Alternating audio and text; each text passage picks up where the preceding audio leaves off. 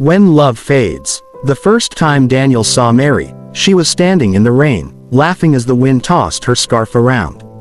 He fell in love with her at that moment. Their love was like fire, passionate, consuming, and warm enough to keep the coldest nights at bay.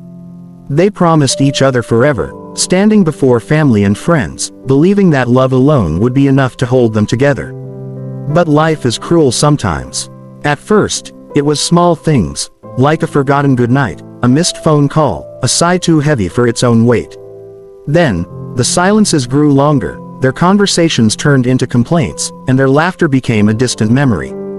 Daniel worked late nights, chasing promotions. Mary spent hours alone, feeling invisible in their once perfect home. She wanted time, his attention, his heart. He wanted peace, a little quiet after long, exhausting days. They both felt like they were giving their best, yet somehow, neither of them felt loved anymore.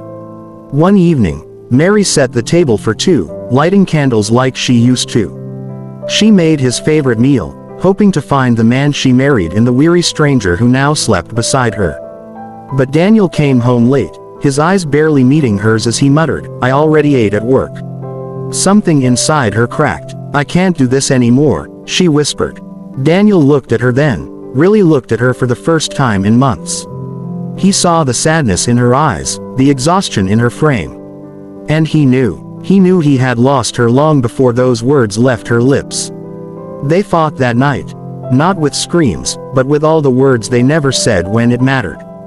They blamed each other for the emptiness, for the loneliness, for the love that had slipped through their fingers. The next morning, Mary packed her bags. Daniel didn't stop her, not because he didn't love her, but because he knew love alone wasn't enough anymore. And so, after 7 years of marriage, they parted, not because they hated each other, but because they had forgotten how to love each other the right way. What an interesting and yet an emotional story. What would you have done if you are any of those characters? Let's discuss. Subscribe and follow for more.